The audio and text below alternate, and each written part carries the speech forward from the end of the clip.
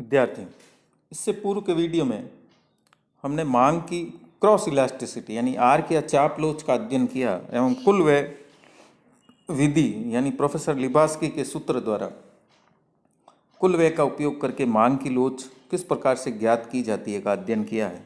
अब हम इससे आगे चलेंगे कि मांग की बिंदु लोच, मांग वक्र के एक बिंदु पर लोच का पता लगाना दूसरी आर्क लोच या चाप लोच की तुलना में अधिक कठिन होता है।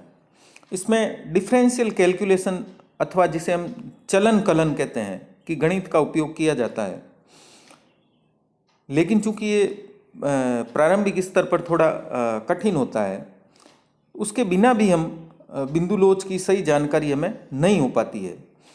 यहाँ पर इस वीडियो में हम बिंदु लोच के संबंध में पहले ज्यामितीय विधि का उपयोग करेंगे, क्योंकि हम ज्यामितीय विधि के द्वारा भी बिंदु की लोच का पता लगा सकते हैं और फिर सरल रूप में डिफरेंशियल कैलकुलेशन की सहायता से भी इसको स्पष्ट किया जाएगा। हम चलते हैं मांग की बिंदु लोच की तरफ। इसको एक हम रेखा चित्र के माध्यम से समझेंगे। ये रेखा चित्र आपके सामने है। इसमें डी मांग वक्र के P बिंदु पर, जो बीच में P बिंदु लिखा हुआ है, उस पर हमें मांग की लोच का पता लगाना है। P और P1 जो अंश है वो मांग वक्र पर एक छोटा सा अंश है और इतना छोटा है कि हम इसे एक सीधी रेखा मान सकते हैं। इसको हम सीधी रेखा के रूप में मान सकते हैं। P बिंदु पर एक स्पर्श रेखा डाली जाती है जो y अक्ष को F पर और x अक्ष को G पर काटती है, यानी FG रेखा है ना। अब मांग की लोच का जो आधारभूत सूत्र है वो हम सब जानते हैं। अभी मैंने थोड़ी देर पहले ही बताया था कि जो है मांग की लोच का आधारभूत सूत्र क्या है। तो उसके संबंध में मैं बताना चाहूँगा कि मांग की लोच का आधारभूत सूत्र हमने लिखा था, elasticity of price is equal to delta X बटा एक्स अपॉन डेल्टा पी बटा पी, ये लिखा था हमने।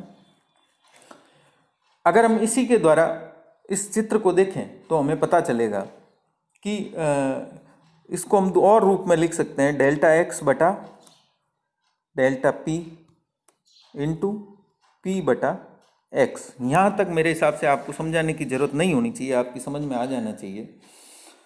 अब यहाँ जो डेल्टा एक्स है वो किसके बराबर है?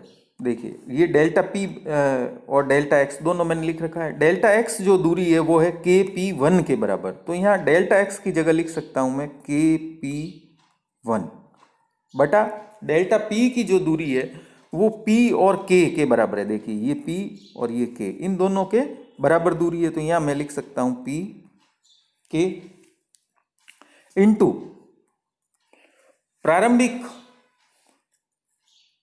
जो कीमत है वो है इस एन पी के बराबर। देखिए, एन से पी, चाहे हम ओ टी कहें या एन पी कहें, तो इसकी जगह मैं लिख लेता हूँ एन पी। और इसी प्रकार से जो प्रारंभिक मात्रा है वो है ओ एन के बराबर, 0 से लेकर ओ एन के बराबर। तो ये हो गई ओ एन। तो इस सूत्र के अनुसार हमने रख दिया K P one delta X P K delta P into N P प्रारंभिक कीमत और ओ एन प्रारंभिक मात्रा को। अब इसको और रूप में मैं लिख सकता हूं, है ना। के पी वन की जगह हम क्या रख सकते हैं? देखिए, इस रेखा चित्र में ये इस तरफ छुप गया है थोड़ा सा, तो अगर ये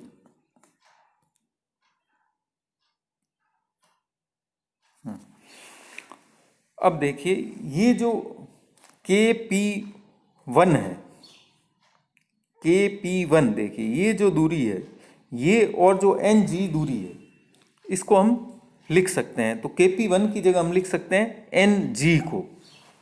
तो यहाँ मैं लिख सकता हूँ एन जी बटा पी के जो दूरी है वो दूरी, जब हमने के पी की जगह एन जी लिया है उसी अनुपात में, तो इसी अनुपात में हम पी के की जगह ले सकते हैं एन पी बटा एन पी इंटू वापस वही एन पी बटा ओ एन। तो इस प्रकार से एन पी से एन पी कट जाएगा और हमारे पास बच जाएगा जो है एन जी बटा ओ एन। तो हमारे पास बच गया एन जी बटा ओ एन। चूंकि इसमें जो त्रिभुज है ना, त्रिभुज पी के और पी वन है और त्रिभुज पी एन और जी है। ये देखिए जी नीचे रह गया,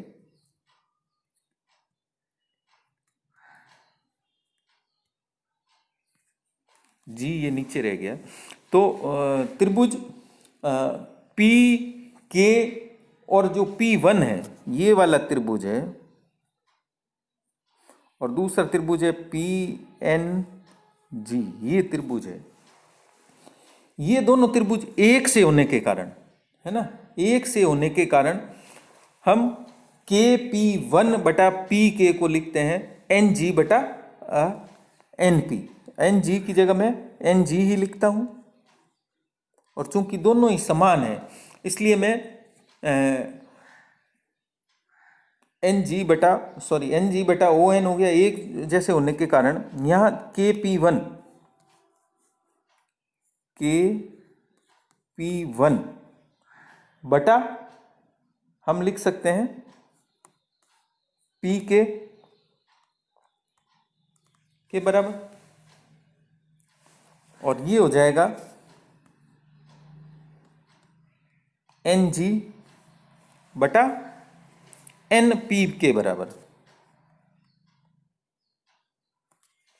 पी के लिखूं या एन पी लिखूं, मैं दोनों ही समान ही अनुपात में, क्योंकि ये त्रिभुज समान है। तो जो समान त्रिभुज होते हैं या एक से त्रिभुज होते हैं उन त्रिभुजों की भुजाएं एक ही अनुपात में होती है ना। एक ही अनुपात में होने के कारण के पी वन की जगह अगर हमने एन जी लिया है तो उसी अनुपात में हमें पी के की जगह एन पी लेना होगा। तो एन पी हमने ले लिया है। तो अब हमारे पास जो मांग की लोच है वो ज्ञात करने के लिए एक सूत्र हमारे पास आ गया एन जी बटा ओ एन, ये वाला है ना।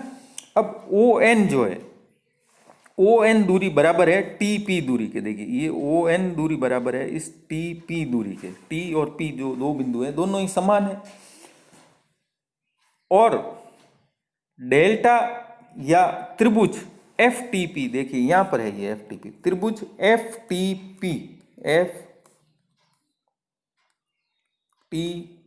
पी ये जो त्रिभुज है ये त्रिभुज पी एन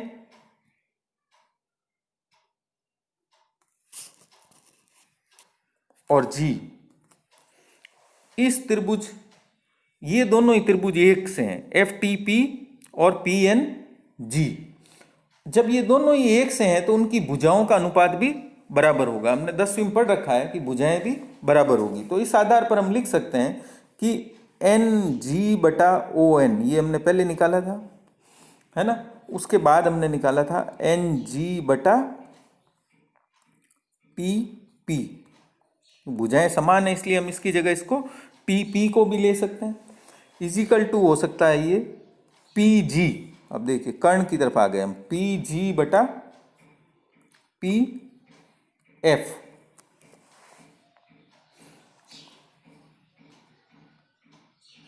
मैं आप लोगों को यहीं तक लाना चाहता हूं। तो अब हमारे पास जो सूत्र है मांग की लोच का ज्ञात करने का, एन जी बटा ओ एन हो सकता है, एन जी बटा टी पी हो सकता है, और पी जी बटा पी एफ हो सकता है।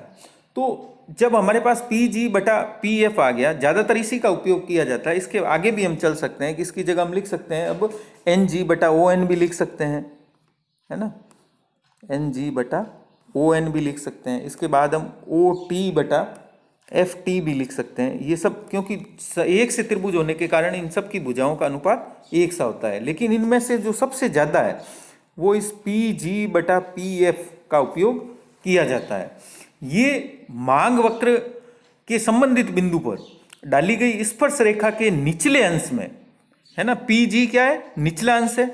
देखिए ये पी जी जो है वो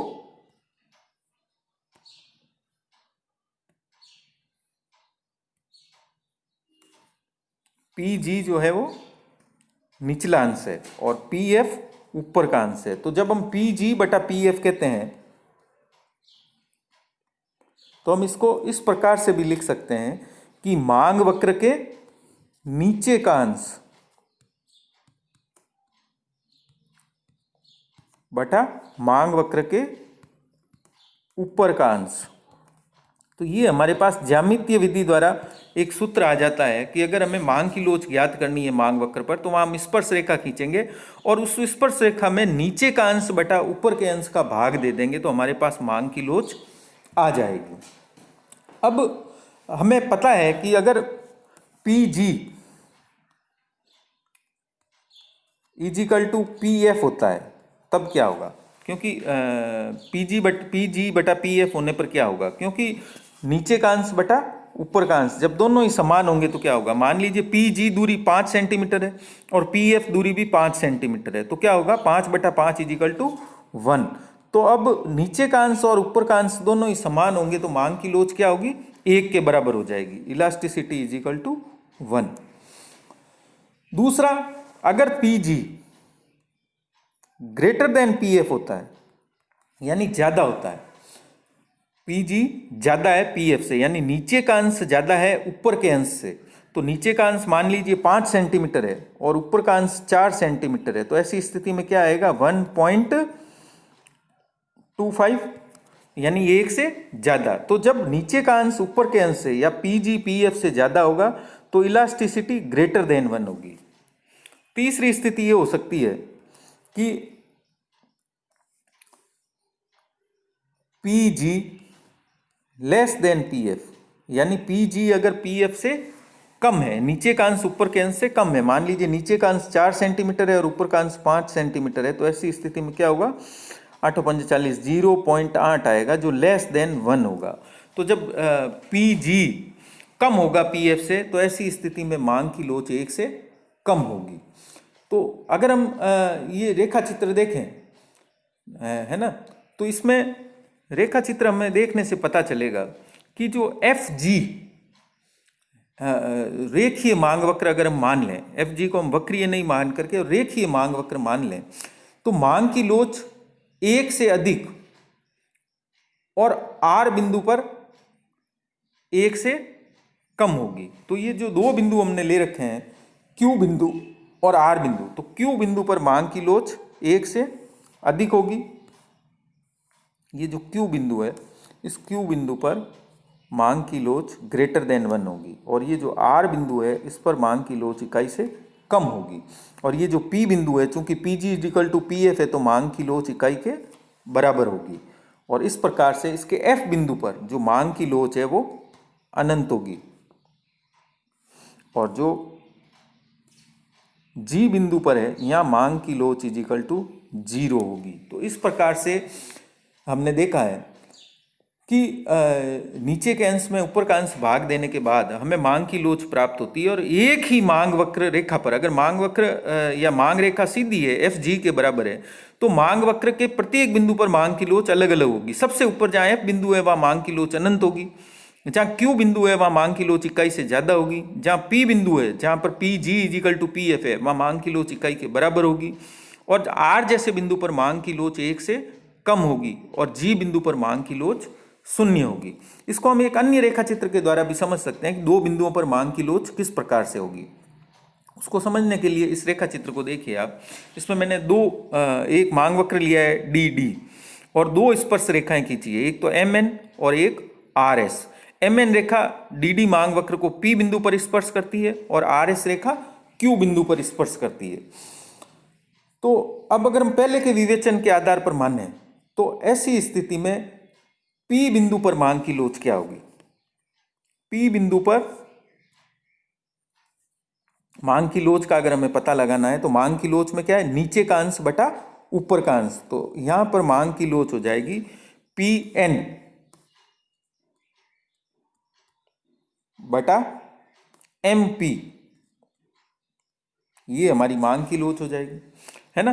क्योंकि हमें देखने से ही पता चल रहा है कि पी एन मात्रा जो है वो एम पी मात्रा से ज्यादा है, इसलिए यहां मांग की लोच क्या आएगी, ग्रेटर देन 1, इकाई से ज्यादा आएगी, क्योंकि ऊपर का अंश नीचे के अंश की तुलना में ज्यादा है।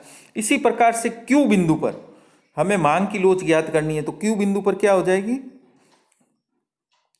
क्यू एस बटा आर एस। और चूंकि हमें देखने से ही पता चल रहा है कि जो क्यू एस की दूरी है वो आर एस की दूरी से कम है, यानी क्यू एस कम है और आर एस ज़्यादा है। तो ऐसी स्थिति में जो यहाँ मांग की लोच आएगी वो इकाई से कम आएगी। तो इस प्रकार से एक ही मांग वक्र पर, है ना, अलग अलग बिंदुओं पर मांग की लोच अलग अलग होती है। इस रेखा चित्र के द्वारा हमें पता चल जाता है। अब हम चलते हैं डिफरेंशियल कैलकुलेशन की तरफ, है ना। मैंने आपको बताया था डिफरेंशियल कैलकुलेशन की सहायता से भी हम मांग की लोच का पता लगा सकते हैं। तो डिफरेंशियल कैलकुलेशन के लिए जो सूत्र काम में लिया जाता है वो होता है elasticity is equal to D X बटा डी पी इंटू पी बटा एक्स। देखिए सूत्र वही है, वहाँ हम लेते हैं डेल्टा एक्स बटा डेल्टा पी, यहाँ हम लिखते हैं डी पी बटा डी एक्स बटा डी पी। यहाँ पर डी एक्स बटा डी पी की जो लिमिट है वो शून्य तक है, शून्य की ओर जाने की होती है ना, बराबर होती है। तो अगर इसको हम एक उदाहरण के द्वारा समझना चाहें तो ऐसी स्थिति में हम समझ सकते हैं कि हम मान लें कि मांग की मात्रा और कीमत का जो संबंध है वो इस प्रकार से है कि जो मांग फलन है वो है x is equal to 500 minus 5p, है ना, और p इज इक्वल टू है 50, कीमत बराबर है 50। तो ऐसी स्थिति में अगर हमें मांग की लोच का पता लगाना है तो ऐसी स्थिति में हम x के संदर्भ में जब इसका डिफरेंशियल कैलकुलेशन करेंगे डेल्टा x बटा डेल्टा p, तो ऐसी स्थिति में 500 चूंकि स्थिर राशि जो होती है जिसके साथ जुड़ा हुआ कुछ भी नहीं है x या p, वो हो जाती है शून्य। तो ये हो जाएगी शून्य और बाकी जो बचेगा वो बचेगा हमारे पास -5, और जो p है इसकी जो घात होती है उसमें से -1 हो जाएगा, क्योंकि p के ऊपर कोई भी घात नहीं लिखी हुई, इसका मतलब है 1, और इसमें से हम 1 माइनस घटा देंगे तो ये p हो जाएगा शून्य। तो हमारे पास बच जाएगा -5। तो अब हमारे पास आ गया डेल्टा x बटा delta p is equal to -5। चूंकि जो हमारा सूत्र है वो है dx बटा dp इंटू p बटा x, तो dx बटा dp मेरे पास आ गया -5। अब p बटा x क्या होगा, जो मैंने सूत्र लिखाया था उसमें हमें अब सबसे पहले जो है p की राशि निकालनी होगी। हमारा जो था x is equal to 500 minus 5p और p इज इक्वल टू 50 था, तो 500 माइनस 5, p की जगह p की मात्रा लिख देता हूँ मैं राशि 50, तो ये हो जाएगा 500 माइनस 55 250 इज इक्वल टू 250। तो x मेरे पास आ गया 250। तो अब यहाँ हमें लिखना है x और p कितना है, p कितना है यहाँ पर भाई, dx बटा dp तो आ गया मेरे पास -5, है ना, और p पहले से दे रखा है p इज इक्वल टू 50, तो p की जगह हमें लिखना है 50। अब हमें x की जगह लिखना है, जो ये राशि हमने निकाली है x बराबर 250, तो 55, तो ये हो गया -250 बटा 250 इज इक्वल टू 1। तो यहाँ हमारे पास आ गई मांग की लोच -1, माइनस का निशान लगाना है यहाँ पर, तो -1 आ जाएगी। तो इस प्रकार से डिफरेंशियल कैलकुलेशन की सहायता लेकर के भी हम मांग की लोच का पता लगा सकते हैं। तो इस प्रकार से मैंने देखा आपको लोगों को बताया है कि किस प्रकार से हम बिंदु लोच, है ना, को ज्यामितीय विधि से और डिफरेंशियल कैलकुलेशन की विधि से ज्ञात करते हैं। मांग वक्र के ऊपरी हिस्से में, जैसा कि मैंने बताया था, ऊपर के हिस्से में मांग की लोच ज़्यादा होती है और नीचे के हिस्से में मांग की लोच कम होती है। जहाँ बीच का हिस्सा होता है, जहाँ P बिंदु था, जहाँ नीचे का अंश बटा ऊपर का अंश दोनों ही समान होते हैं, वहाँ मांग की लोच इकाई से बराबर होगी। और वो स्पर्श रेखा या मांग रेखा जहाँ y अक्ष को छुएगी, जहाँ F बिंदु पर छू रही थी, वहाँ पर मांग की लोच अनंत होगी, और वहाँ से लेकर F से P तक मांग की लोच इकाई से ज़्यादा होगी। P से लेकर वापस नीचे G बिंदु तक, जहाँ x अक्ष को स्पर्श कर रही है, काट रही है, वहाँ तक मांग की लोच इकाई से कम होगी, और G बिंदु पर मांग की लोच शून्य होगी।